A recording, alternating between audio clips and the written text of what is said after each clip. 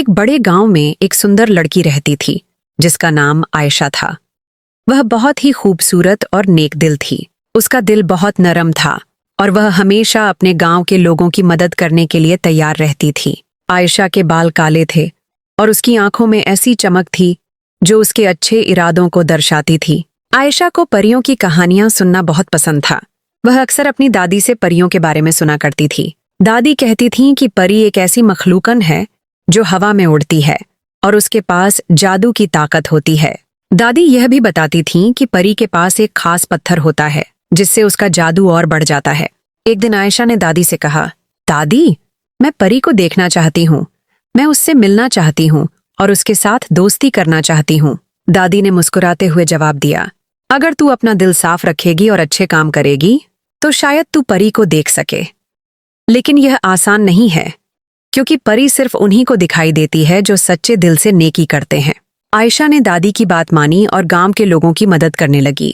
वह मेहनत करती थी और उसका दिल साफ था। वह गरीबों को खाना और कपड़े देती, बीमारों की सेवा करती और सबके साथ प्यार से पेश आती। गांव के लोग भी उससे बहुत मोहब्बत करते थे। एक रात जब आयशा चांदनी में बैठकर चांद को देख रही थी तो उसने देखा कि एक रोशनी उसकी तरफ बढ़ रही है। रोशनी ने आयशा से पूछा, तुम क्या चाहती हो? आयशा ने जवाब दिया, मैं तुम्हें देखना चाहती हूँ, तुमसे मिलना चाहती हूँ और तुम्हारे साथ दोस्ती करना चाहती हूँ। रोशनी ने कहा, मैं एक परी हूँ। तुमने अपना दिल साफ रखा है और अच्छे काम किए हैं, इसीलिए मैं तुम्हें अपनी दोस्त बनाने आई हूँ। आयशा बहुत खुश हुई और परी की दोस्त बन गई। परी ने आयशा को अपने बारे में बताया, मैं वह परी हूँ जो हवा में उड़ती है और मेरे पास जादू की ताकत है।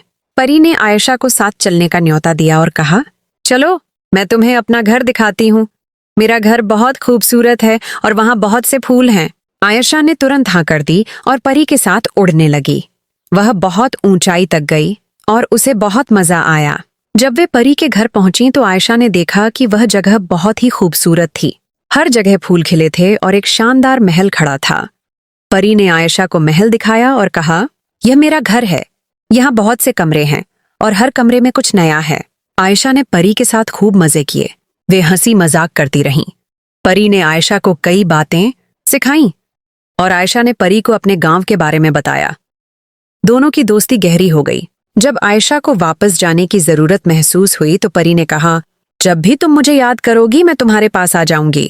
तुम मेरे लिए बहुत खास हो और मैं कभी तुमसे दूर नहीं जाऊंगी। आयशा ने परी का शुक्रिया अदा किया और गांव वापस आ गई। उस दिन के बाद से आयशा और परी की दोस्ती हमेशा कायम रही और वे दोनों खुशी खुशी रहने लगीं।